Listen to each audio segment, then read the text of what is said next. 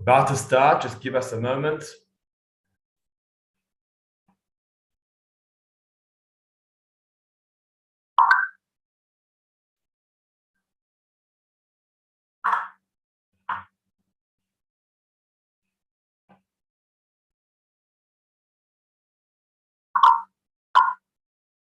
About to start, just give us a moment.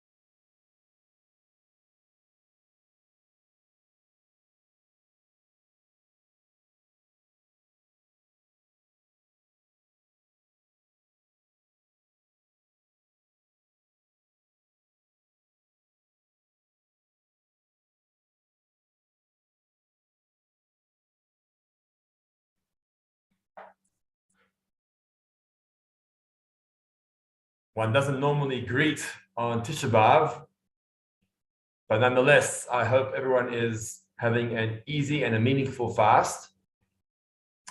As has become tradition for our community over the last few years, since the invention of communicating and corresponding and educating over Zoom, the last 2 years since lockdown. One of the blessings of lockdown is you're able to tap in to international speakers to be able to enlighten us and engage and educate us.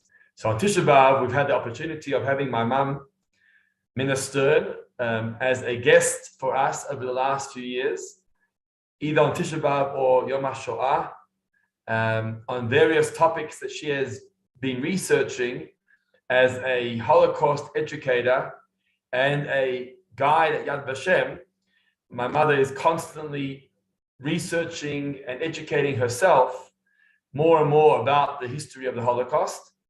As you all know well, because her first presentation 2 years ago was about her own journey as a child of a Holocaust survivor, my grandfather, and my father too is a child of Holocaust survivors. On both sides of the family, we have survivors who arrived to Australia to establish their new lives after the war. So this is what instigated my mother's research into the Holocaust, and eventually she has now become a guide at Yad Vashem for the last few years. I also must commend my mum, because last time she spoke for us, her title was MA student. I think in Jewish history, we'll learn more about that. But just recently, my mother accomplished her master's and concluded her master's from Hebrew University in Jerusalem. So congratulations to that. We look forward to the doctorate, please God, in the near future. So today, Tisha B'Av, the last hour of the morning, we've asked my mother to be a guest speaker for us again. This will take us to approximately midday, when once again we can resume normal activities. And in fact, for the men, one can put on tefillin already just after 12:30 this afternoon. So we're going to conclude the final hour of the morning program with my mother's presentation on women warriors and the unknown stories of women fighters in Hitler's ghettos. So without further ado, I'm going to hand over. And Mummy, thank you very, very much for once again agreeing to be our guest speaker here at Sydenham in Johannesburg on Tisha B'Av. Good morning, or for us it's noon time, so we'll say good afternoon. We're not allowed to greet, but I'll say I'm happy to be here again. And my dear son forgot to say one more title. new title they have, and that is grandmother of twin boys, my very, very first time. So as much as I'm not near, I'm extremely excited. And I keep saying to myself, I'm so excited. I feel like, doubly excited despite the fact that I'm not even there. So Bezrat Hashem, in a few months, I will come when things have calmed down, and I'll be able to enjoy everybody and the babies, and they'll be able to enjoy me. So hopefully we'll be seeing each other in a few months' time. Okay, I'm going to share screen. First of all, I'll just wish you all an easy fast. And hopefully Mashiach will be here today, and then you'll all be able to join me in Israel, and I won't have to come to South Africa. Okay, share screen. Yeah, here we go.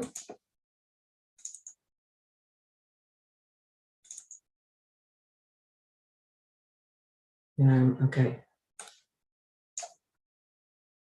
How I got rid of the side, where I forget it, leave it. How do I get rid of the side where I see all the slides? If you press on top slideshow.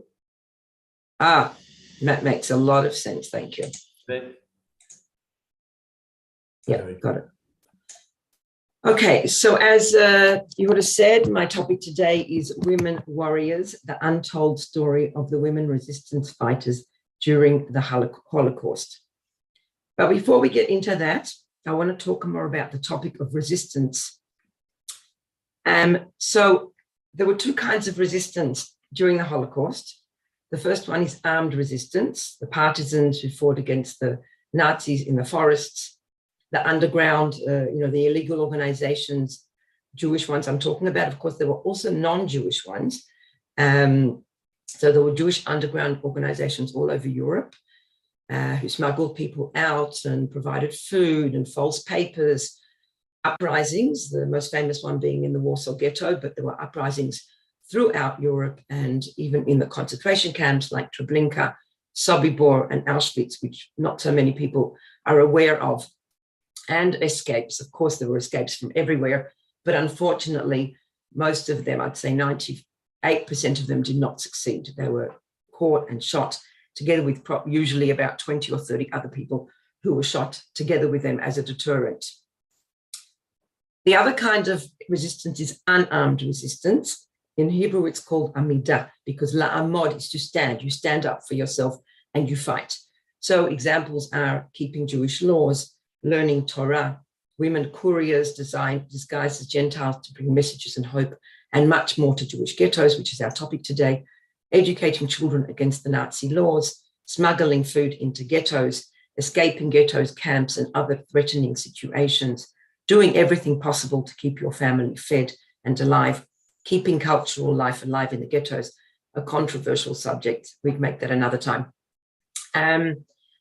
People used to think the academic world, the Holocaust academic world used to think that resistance is only armed resistance. For many, many years, that was the situation. It's only in the last, I think it's like 30 years maybe, that they're more realizing that resistance is all the things that I just mentioned now. Anything that goes against the laws and you rise up and, fight in your own way.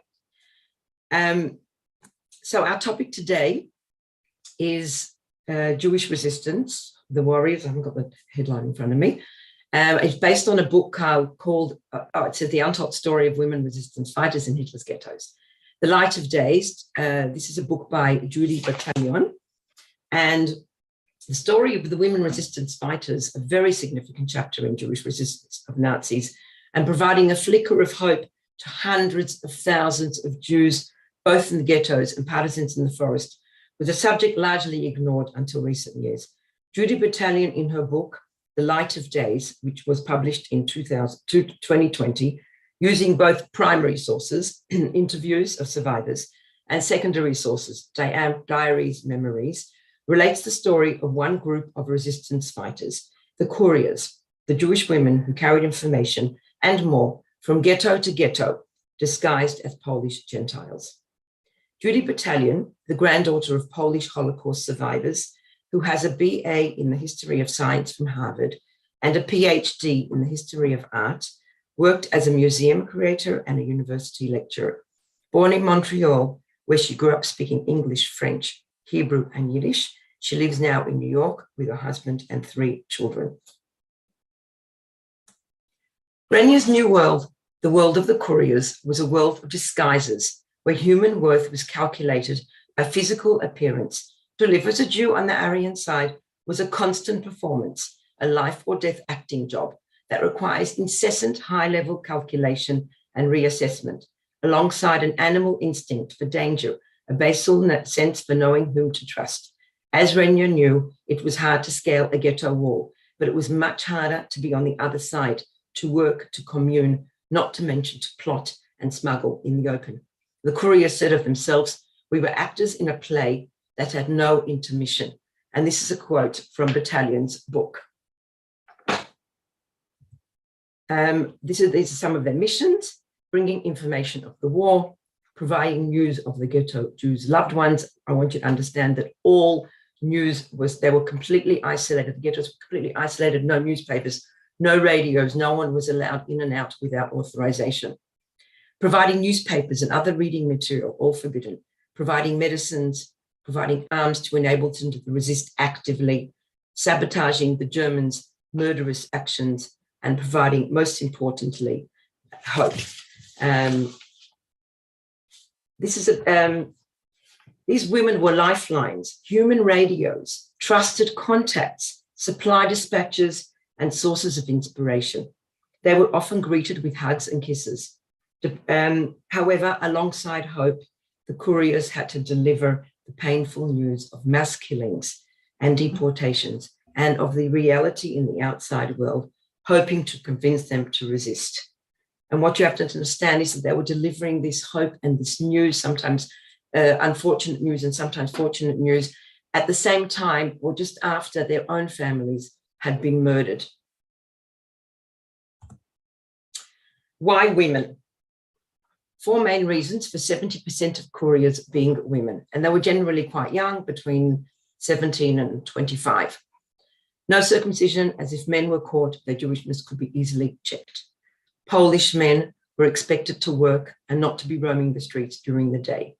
Having perfectly accented Polish was more prevalent amongst women, due to many of them having gone to public school and working outside their communities. Just to mention that people who their Polish wasn't very good actually spoke Polish with a heavy Yiddish accent, and that was very prevalent, and like mentioned, more amongst men. Nazi culture was classically sexist, and women were not expected to be illicit operatives. Why would that nice young peasant girl have bullets sewn into her skirt or a pistol concealed in her teddy bear? Sorry about that. So their methods of operation. In order to deliver their reports and encourage resistance, the couriers had to know the ghetto's guards' routines to enable them to sneak in and out of ghettos. They had to have the most effective outfits and cover stories to outwit the Germans. They had to post as official escorts, promenading with them like a nice couple on an evening stroll, waiting for the right moment to enter the ghetto. They disguised themselves by dyeing their hair and having their makeup done in a typical Polish way. Specialists taught them Polish behavior, i.e. to gesticulate less and say the Lord's prayers more. The nuances were endless. Another thing they were taught was Jews always ask each other, "Where are you from?" And that's a typical Jewish question because Jews come from all over. And instead they had to ask, "What street are you from? What neighborhood are you from?" So that's just some examples of the difficulties of being the couriers. I'm going to tell you 2 stories about couriers, which portray what I've been talking about. Okay, just one moment, please. Okay, so I'm going to use the example of Renya. These are photos in Budapest 1944, but what I'm going to speak to you about happened a lot earlier, 1940s, 41, 42, 43. I just wanted to show you Renya's on the right in the photo, in the group photo, as you can probably see. There's one more thing about the couriers and disguising themselves. They had fake IDs, fake backstories, fake purposes, fake hair, and just as importantly, fake smiles. They couldn't walk around with sad eyes, but had to laugh out loud a lot, pretend they had no cares, and like I mentioned, as if their parents and siblings hadn't just been tortured and murdered, that they themselves weren't starving and weren't carrying a sachet of bullets in their jam jar. So back to Renia. To give you an idea of what they went through, Renia's my example. She came from a Zionist secular family from the city of Bedzin, among the few who survived and escaped Palestine in 1944. So here you can see she's on her way. Much is known of Renia's experiences as she wrote a diary in 1945, or memoirs we should call it. Renia set off from Częstochowa ghetto with several hundred zlotys sewn in her garter belt. The money was for the Warsaw fighters. Using a fake ID that she happened to find, she and her accomplices alighted the train before the destination so as to be as invisible as possible. From the station, they had a trek of 12 kilometers through fields and forests until they reached a small border crossing where the smuggler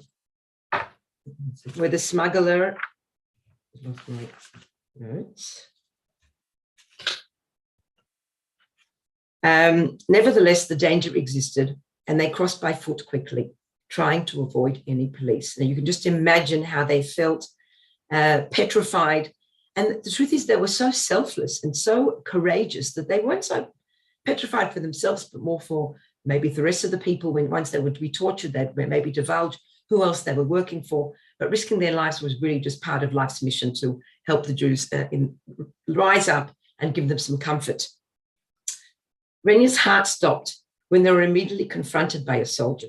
That smuggler handed him a flask of whiskey. He let them through without saying a word. He even showed them the way.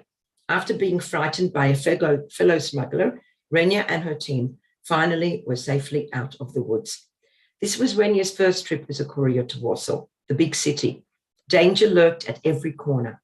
Renia could barely take a step without having her bag searched by a guard. She had to memorize every detail of her new ID card and mentally rehearse this foreign identity, as we talked about previously. Fortunately, there was no photo on her ID. Just in case this false identity didn't work in the big city as it did in the country, she still had a wad of notes hidden on her body. On the way to the ghetto, all the streets swarmed with gendarmes and secret agents clothed as civilians, looking for Jewish runaways from the ghetto. They didn't hesitate to shoot any suspect at sight. My head was dizzy, Renia wrote later, seeing this terrifying image. Renia, like other couriers, had been a leader in a youth movement and was energetic, skilled, and willing to risk her life repeatedly. All the couriers were members in youth groups, and they were, like Renia, very, very energetic and very, very determined to carry out their missions, despite the risks. No, I don't know what happened there. Okay. Sorry about that. Okay, our next slide. Mom, do you want to go back to slideshow format? Well, there was a reason I did this, but I guess I won't do it. Oh. Why is it different? Is it different for you? We just, when you go off it, we just see your left column. Okay, fine. Okay, so this is a really fascinating story about Tema, Bella, and Lonka, three couriers during the Holocaust, Jewish couriers. This is an iconic photo portraying the dangerous experiences of these young women. And this photo can be seen, it's exhibited in Yad Vashem, and it's exhibited in many sites and exhibitions because, like I said, it's an iconic photo of the underground couriers who were so selfless and courageous and risked their lives. And as you'll hear in this following story, unfortunately, also sacrificed their lives. Bella, who's in the middle, she was based in Grodno in Belarus, and she worked in the Nazi headquarters as an interpreter because she was very talented in many, many languages. This was a highly dangerous position, but it enabled her to steal official documents, which she relayed to her comrades.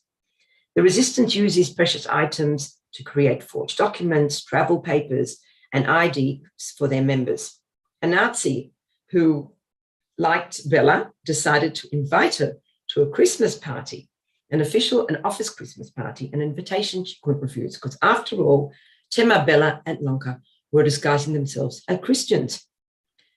She decided to take her friends Tema along, who happened to be in Grodno at the time, and the three of them went to the party, and this photo was taken, and each of them got a copy. Shortly after, Lonka went on a mission with 4 revolvers towards Warsaw to convince the people of Warsaw to rise up against the Nazis. She disappeared, and then Bella was told to go to look for her. Bella, fearlessly with her forged papers, 2 guns hidden in her oversized pockets, and a Hebrew underground bulletin printed on thin paper threaded in her plaits, she traveled to Warsaw. All her false papers passed inspection until she reached a small village, Malkinia Gora. The Germans took her to a small prison where she managed to dispose of the Hebrew bulletin. That's in itself an interesting story. She asked to go to the toilet, and the toilet was pretty more just a hole in the ground, and she somehow managed to squish her papers into the mud and whatever happens to be into a toilet, whatever happens to be in a toilet hole. And she maintained that she worked for the Polish underground and was not Jewish. Not that this was not punishable, but she hoped that it was less so. The interrogation began, and they asked her if she knew Kristina Kosovaska, otherwise known as Lonka, which she denied. Then they took out the photo of the 3 friends at the German party, which Lonka had been carrying with her when she was caught. Bella refused to give them any information, so they beat her mercilessly and then took her in a train to Warsaw, where she was imprisoned in the Pawiak prison, which was in the ghetto, a prison known as Hell. The light at the end of the tunnel was that she was taken to a cell, and she shared a cell together with her good friend, Lonka. After 5 months of imprisonment, where they were subjected to starvation, torture, and regular beatings, and of course they didn't divulge anything, they were amongst 52 Polish women prisoners. I stress Polish women prisoners and not Jewish, reported to the women's camp in Birkenau, which is Auschwitz II. In the camp, they continued with their underground activities as Polish women. When they both fell ill with typhus in the beginning of 1943, Bella recovered, while Lonka gradually weakened. And despite Bella's tireless efforts to save her, Lonka died in her arms. Bella went on and survived, and she immigrated to Israel, and she died in 2004. This is Tema, who I'll tell you about soon. Looking for it. 1 second, please.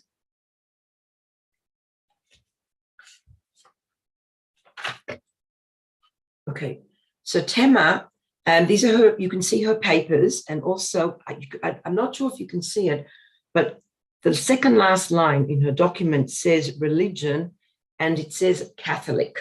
So you can see that she was very well disguised, but unfortunately, I'm going to tell you her fate. Her fate was that she also went to Warsaw on a mission, and it's believed that she about 5 days after she arrived in the Warsaw Ghetto uprising, she was murdered.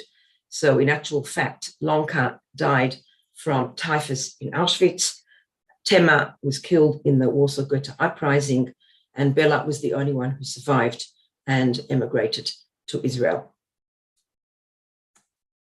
The last slide is Bella in Auschwitz. So this is also exhibited in Yad Vashem, and it's very interesting because she is here in an exhibition of Polish prisoners who died in the camp. Now, number one, she didn't die, and number two, under these photos, these mugshots, was her Christian name, which I can't remember now. And we'll fast forward to many years after the Holocaust. Her son, Yoel, who is an academic in Hebrew University, he grew up knowing absolutely nothing about his mother's experiences. Try to imagine that your mother went through everything that we just discussed, incredibly courageous and unbelievable that somebody would survive this ordeal. And he knew nothing. She didn't speak at all about her experiences. And many Holocaust survivors did not speak to their children, but not all of them had such incredible experiences. He never asked questions like most second generation. I also never asked my father any questions, and he only spoke many, many, many years later. So he went on a trip to Auschwitz Museum in 2017. And while looking through the museum, he comes across an exhibition of Polish prisoner women who died in Auschwitz. And in this exhibition is his mother. Now, his mother's not a Polish Gentile, and under her mugshots was a Christian name. And he had absolutely couldn't understand it. But his mother had already died by then. 2004, his mother died, and this was 2017. So he then went home and was, totally astounded and puzzled. And he decided that he's got a lot of research to do about his mother's experiences and what she went to and how miraculously she actually survived. And he is just on his way to publish a book about his mother's experiences. I actually recently saw a podcast of him talking in great detail. I don't remember all the details of how he slowly unraveled all the details about her life, and especially that he knew nothing about it. And, you suddenly, so many years after your mother died, she becomes this iconic figure. It's just unbelievable. And so basically, I've tied up the topic. I know it was briefer than we thought, maybe because I'm fasting and I'm feeling a little bit faint. But I just want to say that until recently, very little was known about this subject. Like I said at the beginning of my talk, and we have the book that I just presented, which is Judy Battalion's book about the resistance, the warriors. And then we have Yoel's book, who is going to be published very soon. And at last, justice is being done.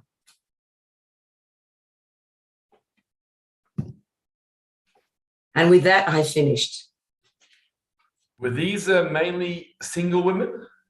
Okay, very good question. Yeah, they were single women. They were youth group leaders and members. These youth group leaders were very, very, youth groups were very, first of all, they were Zionistic. Most of them wanted to emigrate to Israel, which we know that Bella did as soon as she could in 1944.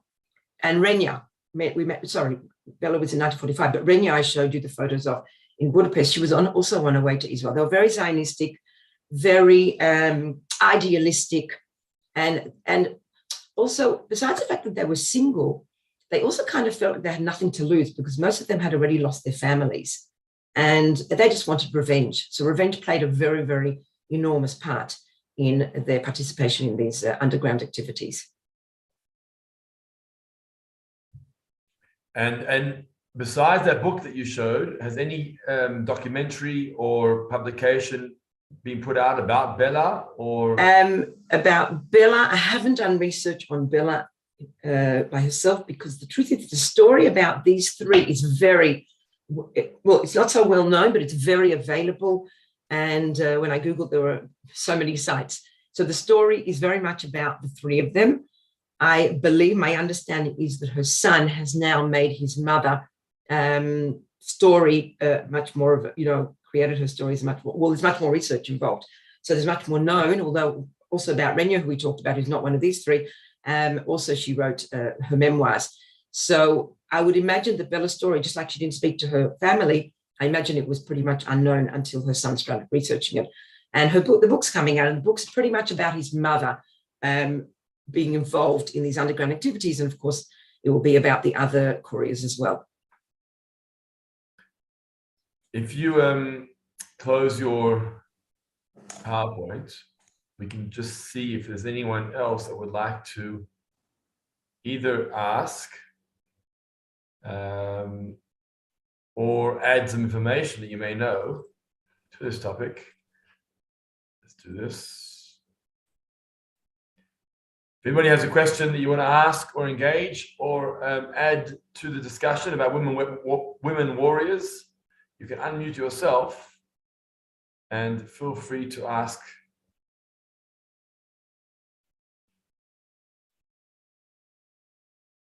Okay.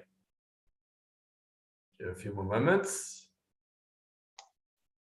Hi, I'd like to ask a question. Yes, Daryl. I was just wondering, these couriers, so did they move in and out of the camps? Were they able to gain entry, pass on the information, and then leave again, and then go back to Warsaw, back to their main centers? No, not the camps. We're only talking about the ghettos.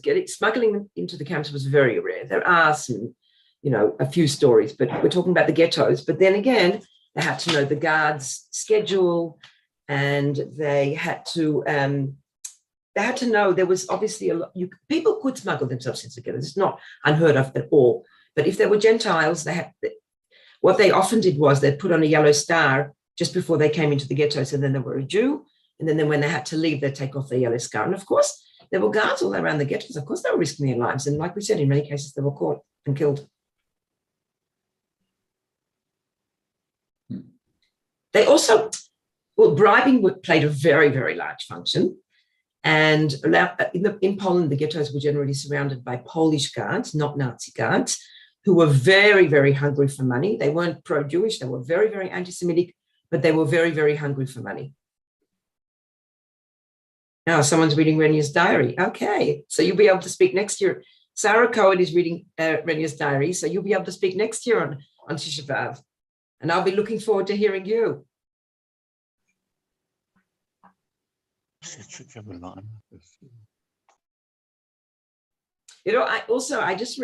just found something that I wrote in my notes that, first of all, they had these feminine skills. Okay, so that really helped them. You start flirting with a guard, and you slip them a few zlotys. That, of course, the feminine charm, of course, always helps. And a feminine's intuition. This is something that I don't know if men want to admit this, but feminine intuition is something that men do not have, or I would say 95% of men. And that definitely gave them the ability to guess if the person, the guard, was a true contact. Let's say they had a smuggler who was taking them through the forest or wherever it was. Is he a true contact, or is he a Nazi collaborator? Will this Pole give me up? Is a search imminent? You might be getting checked in your papers, and in the previous place where you got checked, your papers got through smoothly, and here not necessarily. So the women might have intuition. Is a search imminent? Will the guard need bribing? Is someone staring at me too intensely? So all these things are nuances and intuition that the women had to have, so, which is certainly very, very frightening.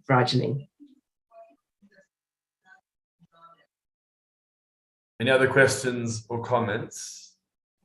No, it's Daryl again. Sure. Just to ask, were there like tens of women doing this, or were there hundreds of women doing this? Okay, so that's a very, very good question. Surprisingly, I'm talking about, as this huge operation, there were about 100. So they were traveling from ghetto to ghetto to ghetto, spreading the word of resistance, providing, like I said, medicines, arms, hope, and unfortunately, usually very bad news from the front, and even messages from where their families had lived and whether they survived or had been killed.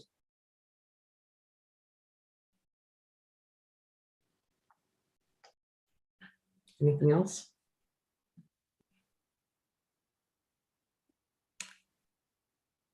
How many survived? The question came through. Oh, it's a very good question. And you've just given me some homework, because I actually don't know. And I'm writing that down right now. So maybe I'll tell you another time.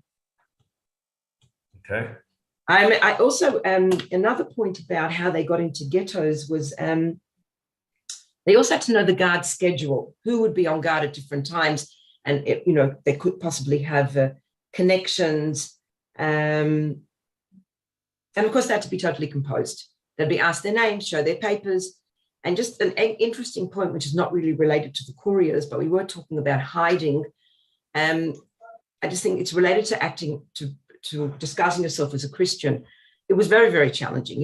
People just say, okay, so you take on a Christian identity, you have a Christian ID card. Of course, that's not the end of it. You have to answer your Christian name completely composed without any fear. And you have to speak, like we said before, you have to speak Polish in a Polish accent, but learning the customs and learning the prayers and going to church. They had to go to church regularly because they had to be true Polish citizens. They had to be repeating the prayers whenever it was necessary. And going back to hiding, which is a bit of a side point, when children were hidden, with Christian families. In some cases, they were actually hidden, like Anne Frank in an attic or in a cellar where they, were feared for their life because the Germans were always hunting hidden children. But in some cases where they had an Aryan look, they had to take on a Christian identity. And we're talking about young children, 4, 5, 6, 7, sometimes a bit older, who had to learn their Christian name, answer in a completely composed fashion. And remember, their parents had more or less abandoned them. I mean, their parents, I'm sure, promised to come back, but in most cases they were murdered. And then they were often tested, because when the Germans came hunting for children being hidden, they would tell them to say their prayers, because Christians are very orthodox and they say their prayers every single night, get down on their knees. And the children had to do all these things with complete composure and showing no emotion. So just, if we're talking about the women having to do these things, kal v'chomer, how much more so difficult it was for the hidden children. So without further ado, I'll thank you very much for attending today. And we'll be looking forward to Sarah Cohen's presentation next year about Renya's memoirs. Have we got a deal? Okay. Maybe we'll, it's a pleasure. Okay. Have everybody have an easy fast. So, and like I said, hopefully Moshiach will be here today and we'll all join each other in Jerusalem. Amen, amen. So obviously, the Tisha B'Av is not just the remembrance of the two temples. We obviously focus a lot on the Holocaust and other tragedies that have come across us as a people, as a nation. And our prayer and hope is that this day of Tisha B'Av should be transformed into a Chag, into a festival, into a Yom Tov, and we should be able to merit to the Tchiyat HaMeitim. Then we'll be able to hear the stories directly from these people. Can I just say an anecdote? Yeah. My brother, I have a brother who's 2 years older than me, and we lived, when I was a young child, we lived in Sydney, then we moved to Melbourne, and he must have heard in kindergarten, or my parents told him the Mashiach is coming on Tisha B'Av. So he must have been 5, 6. We lived on the second floor of the building. He went outside and stood in front of the building, refused to come in the entire day. My mother kept on going, or my older sister, come inside to eat. It's actually winter, so maybe it was raining, cold outside, and raining outside, come inside. He said, Mashiach is coming, and he did not move the entire day until Tisha B'Av was out. That's belief. That's the belief of little children. Well, we have to learn from them. Maybe if we believe like them, he would come. So thank you very much, and good luck for the rest of the fast. Thank you for joining us. Thank you to all of you as well. Okay, bye-bye. Thank you.